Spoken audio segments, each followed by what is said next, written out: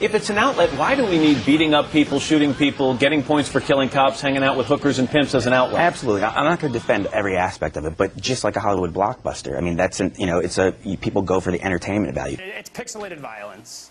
It's not real. But when you play this game on Wii, as opposed to Nintendo or PlayStation, you actually do the stabbing. In the world of video games, you'd probably give a questionnaire to some kids and ask them, do you play violent video games, yes or no? And then you'd assess some sort of outcome, like violent behavior.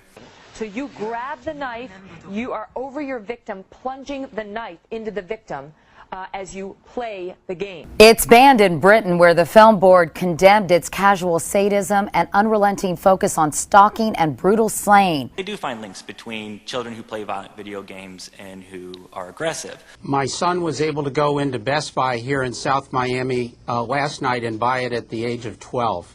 He was able to buy Vice City, the other incarnation, at the age of 10. Allows you to be a terrorist and we must warn you, there is nothing about this that is not disturbing. Exposed to violence in this way that we are routinely exposed to violence via video games and television, more likely to commit violence? And what factors do you think determine a propensity to commit violence?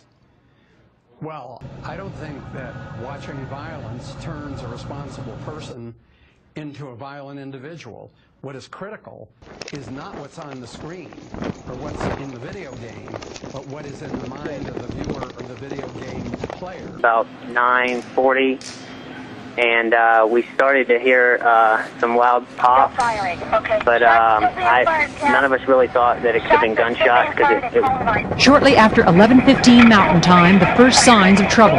Outside Columbine High School, in the parking lot, students hear the sound of gunfire. We looked over and we saw some guys Eyewitnesses say the two gunmen wearing black trench coats and black masks came in shooting and began working their way through the school.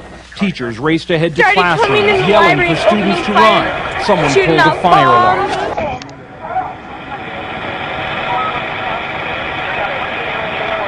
I don't know what happened, but that last one sounded like you got a really big gun on the avenue. Over Philadelphia, this is from about an hour to an hour and a half ago. You just feel it shake, and the plaster would fall, and the books would fall, and they came in here and they shot some, and then they went back out. As police SWAT teams rushed to the scene, the chaos grew. Some students and teachers locked themselves into rooms and used cell phones to call for rescue. Police pulled people out any way they could, at one point rushing up beneath a second-floor window to grab this wounded boy. The girl was reportedly hit 9 times. The gunman got shot. We're getting shot